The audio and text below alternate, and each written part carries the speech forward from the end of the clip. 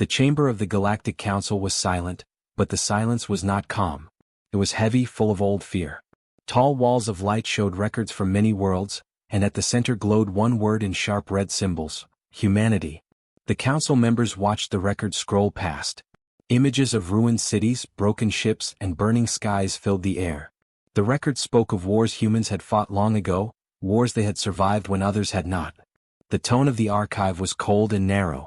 It showed strength, violence, and endurance, but nothing else. Many of the council members shifted in their seats. Some tightened their claws.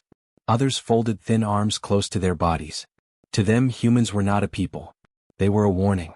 "They are Death World survivors," one counselor said softly. "They come from a world that tried to kill them every day."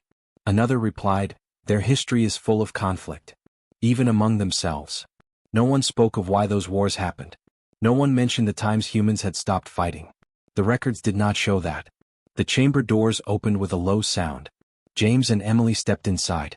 They did not wear armor. They did not carry weapons. Their clothes were simple and dark, marked only with a small symbol of Earth. James walked with steady steps, his hands open at his sides. Emily stayed close, her face calm but alert. Every eye in the chamber turned toward them. Security lights brightened. Defensive systems shifted quietly behind the walls. The council had prepared for this moment for weeks. Ships waited in nearby space. Shields stood ready. Plans had been written for how to contain, how to stop, how to survive, if the humans proved to be what the records claimed. James felt the weight of those eyes. He did not react to it. He had known this would happen. Emily noticed the way some council members leaned back, as if distance alone could protect them. She felt the fear in the room like cold air on her skin. They stopped at the center of the chamber. "We are here as envoys," James said. His voice was even and clear. "Not as soldiers." The words echoed softly, but the fear did not fade. Michael and Jessica stood behind the council seats, working quietly at a data station. They were observers, allowed only because the council believed it would help them understand human behavior. Michael watched the records still playing in the air. He frowned. "They're showing the War of Ash," he whispered to Jessica. "But not what came after." Jessica nodded. "They never do." She scrolled through deeper layers of the archive. There were locked files rarely opened. She had permission to view them, but not to present them unless asked. Even so, she read quickly, her expression tightening. "These records skip entire centuries," she said. "Centuries where humans rebuilt. Where they helped each other. Where they chose not to fight." Michael glanced toward James and Emily. "No wonder they think we're monsters." At the council table, one of the senior members leaned forward. "Human envoy," it said. "Your people have a long memory of violence. Why should the galaxy trust you?" James did not answer right away. He looked at the records still glowing above them. Burning cities. Broken ground. Old pain turned into data. "That is not our whole story," he said at last. "It is only the loudest part." A low murmur passed through the chamber. Emily stepped forward slightly. "Every species here has survived something terrible," she said. "You survived plagues, star collapses, civil wars. You are not defined only by those moments. Neither are we." Some council members looked away. Others stared harder as if searching for a lie. The defensive systems continued to hum in the background. The galaxy was preparing for the worst. Patrol fleets waited for a signal. Old plans were ready to become orders. Michael watched a threat indicator rise on one of the side displays. "They're raising alert levels," he muttered. Jessica's fingers paused over the controls. "Because fear is easier than understanding." One counselor tapped the table. "Human history shows a pattern," it said. "Conflict follows you. Wherever you go." James nodded slowly. "Yes," he said. "Because we carried our past with us. And because others saw only that past." He lifted his eyes. "But history is not a cage. It is a lesson." The council members exchanged looks. They were not used to this tone. There was no demand in his voice. No threat. No attempt to impress. Emily added, "If you look only for monsters, that is all you will find." The words hung in the air. Jessica finally spoke up from the data station. "Counselors," she said carefully. "With permission, there are omissions in the human record you are viewing." The chamber grew still again. "Omissions?" one member asked sharply. "Yes," Jessica replied.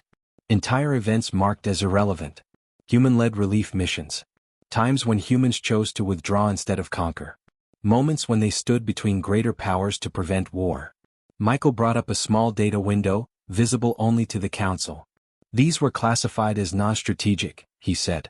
So they were removed from the main archive. A ripple of unease spread through the chamber. Why were these removed? A counselor asked. Michael answered honestly. Because Mercy does not fit a threat profile. James did not smile. Emily did not move. They let the truth speak for itself. Outside the chamber, fleets waited. Inside, something small began to shift. The council chair leaned back, eyes narrowing. These claims will be reviewed, it said. Until then, defenses remain active. James accepted this with a nod. We expected nothing less. Emily looked around the chamber one last time. She saw fear, yes, but also doubt. Doubt was the beginning of change. As the session drew to a close, the records dimmed. The word humanity still glowed, but not as brightly as before. Michael shut down the display. They remembered the monsters, he said quietly. Jessica looked at James and Emily as they turned to leave. But they are starting to wonder what else they forgot. The chamber doors closed behind the human envoys. The defenses did not lower. The fleets did not move. But for the first time in a long while, the galaxy hesitated. And in that hesitation, the old records no longer felt complete. The warning came too late. The reactor storm hit the border world without mercy. Energy waves tore through the sky like broken lightning, ripping power lines apart and shattering cities built too close to the core. The ground shook, buildings cracked, and the air burned with heat and dust. Sirens screamed until they failed, one by one. Across nearby space, ships watched the world fall apart. Orders were sent quickly and clearly: do not approach. The planet was unstable. Radiation levels were rising. The risk was too high. David read the warning on the command screen and felt his jaw tighten. He did not argue. He simply turned to Ashley. They're scared, he said. Ashley nodded. They always are. Their ship was not a warship. It carried medical pods, shelters, and rescue craft. Its hull was scarred from old missions, not battles. Still, every nearby fleet tracked it as it turned toward the dying world. Observers whispered, "Why are the humans moving closer? Are they testing our defenses? Is this how it begins?" David opened a channel to the rescue team. His voice was calm, steady. "We go in light," he said. "No weapons. No force. We save who we can." No one argued. The ship broke through the damaged atmosphere as fire danced across the clouds. Sensors screamed warnings. Systems strained. Ashley worked fast at the controls, adjusting course to avoid falling debris. Below them, cities burned. Small rescue craft launched from the ship, dropping through smoke and ash. One of them carried John and Lauren. John checked the medical packs again. "No shields," he said quietly. Lauren met his eyes. "We don't need them." They landed near what had once been a transport hub. The structure was half collapsed, power lines sparking across the ground. Aliens, small, tall, scaled, smooth, were trapped everywhere. Some tried to run. Others froze, too afraid to move. When they saw the humans, panic spread. "They came," someone cried in a broken voice. "The monsters came." John stopped walking. Slowly he raised his empty hands. "We're here to help," he said, keeping his voice low and clear. No one believed him. A tremor shook the ground. Part of the structure gave way, crushing the space where dozens had been standing moments before. Dust filled the air. Screams followed. Lauren did not wait. She ran forward, pulling a child from under fallen metal. Her hands burned as she lifted the wreckage, but she did not let go. John followed, dragging another survivor free. They did not shout. They did not threaten. They worked. Above them, watchers from orbit saw the scene in stunned silence. The humans had landed without protection. Without force. Without fear. David guided another craft into a collapsed residential zone. Fires blocked the streets. Radiation levels spiked. "We have 5 minutes here," Ashley warned over the channel. "Then we use all 5, David replied. He climbed out into the heat, helping survivors into temporary shelters. One alien lashed out in panic, striking his arm. David stumbled but did not retaliate. He steadied the alien instead, holding them until the shaking stopped. "It's going to be okay," he said, even though he did not know if it was true. The reactor storm worsened. Energy surges rolled across the ground, tearing open the earth. Buildings fell like paper. John and Lauren were caught in the open as another shockwave hit. "Move!" John shouted. They shielded a group of civilians with their own bodies as debris rained down. Lauren felt something strike her shoulder. Pain flashed, sharp and bright. She stayed standing. After the wave passed, silence returned, thin and fragile. An alien elder stared at them in disbelief. "Why?" it asked. "Why are you here?" Lauren answered simply. "Because you needed help." In orbit, command channels filled with confusion. "They're not taking territory. They're not making demands. They're losing people down there." Ashley saw the damage reports and swallowed hard. "We're pushing limits," she said. David watched the rescue feeds. "So are they." A reactor tower collapsed near John and Lauren's position. Radiation spiked beyond safe levels. "We have to pull out," Ashley ordered. David hesitated, then opened a channel. "John. Lauren. Extraction now." There was a pause. "We have one more group," John replied. 2 minutes. David closed his eyes. 1 minute. Those 60 seconds felt endless. John carried a wounded civilian as Lauren guided the others through falling debris. When the extraction craft lifted off, flames chased them into the sky. Back aboard the ship, medics rushed forward. Lauren finally sat down, her hands shaking. John leaned against the wall, exhausted. The ship turned away from the planet as the reactor core finally failed. A blinding flash followed. The world was lost. Silence filled the bridge. "We couldn't save it," Ashley said softly. "No," David replied. "But we saved lives." Across nearby systems, witnesses reviewed the footage. Humans running into fire. Humans shielding strangers. Humans leaving nothing behind. The old stories did not match what they saw. Reports were rewritten. Not officially. Not yet. But doubts spread. Maybe the monsters were never the whole truth. Maybe they never were. The council chamber filled again, but this time the fear was mixed with uncertainty. The images from the border world still played in the minds of those who had seen them. Humans running into fire. Humans leaving without reward. The old records no longer felt complete. The council did not like doubt. They called the humans back. James stood at the center of the chamber once more. Emily was beside him, calm but watchful. Daniel waited near the data console, holding a small tablet. There were no guards around the humans, but defensive systems stayed active. The council chair spoke first. "The galaxy has witnessed your actions," it said. "But actions can deceive. We demand proof of intent." James did not argue. He nodded once. Daniel stepped forward. He did not bring speeches or long explanations. He simply connected his tablet to the council system. A soft light filled the air as data appeared, plain numbers, timelines, and reports. "These are not weapons," Daniel said. "They are facts." He showed rescue missions across decades. Not victories. Not conquests. Just patterns. Humans arriving during disasters. Humans leaving when stability returned. No claims. No flags planted. "These operations cost us resources," Daniel continued. "Often lives. We gain nothing from them." A council member leaned forward. "Then why do it?" Daniel answered without pause. "Because choosing not to help costs more." The chamber fell quiet. More data followed. Times when humans stepped back from power. When they refused control over weaker worlds. When they shared technology freely even when it reduced their advantage. "This is your proof?" another counselor asked. "Restraint." "Yes," Daniel said simply. Some council members looked uneasy. Others looked thoughtful. Fear had taught them to expect ambition. This was something else. The chair turned its attention to James. "If humans are what you claim, then accept responsibility. Accept authority. Guide the galaxy." James felt the weight of the offer. Power wrapped in careful words. Control disguised as trust. He shook his head. "No," he said. A murmur spread through the chamber. "We did not come to rule," James continued. "We came to cooperate. Power taken out of fear will always create fear." The chair's voice hardened. "You refuse a position of command?" James met its gaze. "Yes." Emily glanced at him, then back at the council. She could feel the tension shift. Refusal confused them more than aggression ever could. At the edge of the chamber, a small sound broke the silence. A child had entered with one of the council delegates. The young alien stood frozen, eyes wide, skin pale with fear. The room, full of towering figures and sharp lights, overwhelmed them. Emily noticed at once. She slowly knelt, lowering herself to the child's height. She did not reach out. She simply waited. "It's loud in here," Emily said softly.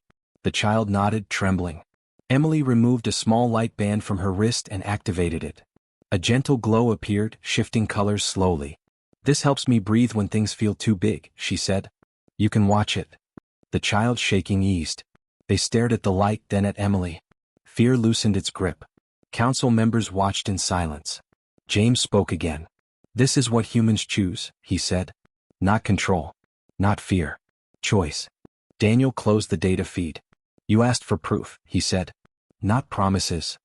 The chair remained silent for a long moment. Finally it spoke. Your kind defies expectation. Emily smiled faintly at the child, who now stood closer, less afraid. Outside the chamber, alerts slowly powered down. Not all, but some. Fear did not vanish, but it began to fade. The hidden archives were not meant to be opened. They sat deep beneath layers of sealed data, protected by old codes and older fear. Only a few in the galaxy even knew they existed, and fewer still believed they mattered. They were labeled as resolved threats, filed away and forgotten. Michael stood before the archive console, staring at the access warning. Jessica stood beside him, arms crossed, her expression tight. They buried this on purpose, she said. Michael nodded. Because it changes everything. They had followed a trail of missing references. Dates that did not line up. Conflicts that ended without clear reasons. Every time humans appeared in the public records, something important was missing right after. Jessica entered the final code. The archive opened. Light filled the room, and with it came images the galaxy had not seen in centuries. Star systems collapsing under a spreading energy storm. Entire fleets failing. Worlds going dark. At the center of it all was a threat without a name. A chain reaction that consumed stars and fed on conflict. The more violence it touched, the stronger it became. Michael swallowed. They called it a natural event. Jessica shook her head. It wasn't. The records showed what really happened.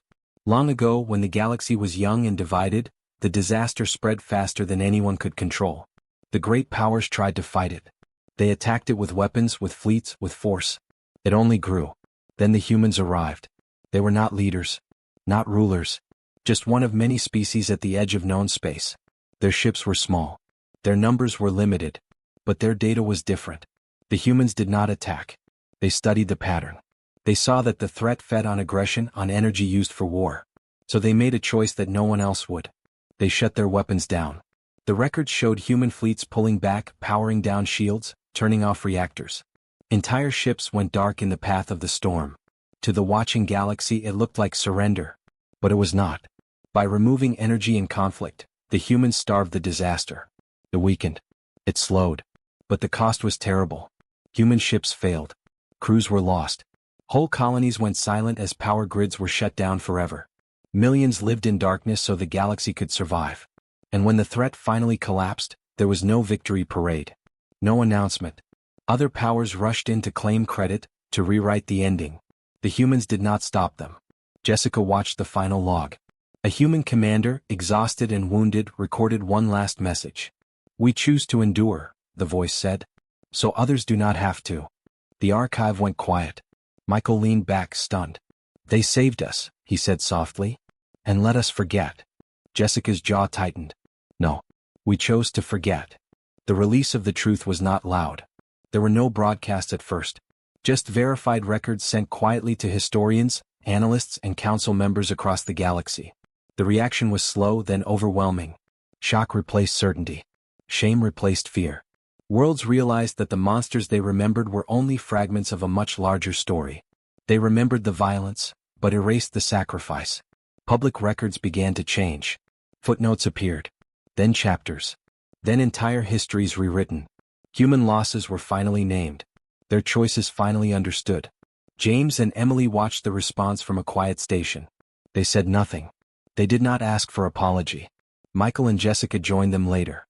They know now, Michael said. Emily looked at the stars. Knowing is only the first step. Across the galaxy the lesson settled in. The monsters were remembered.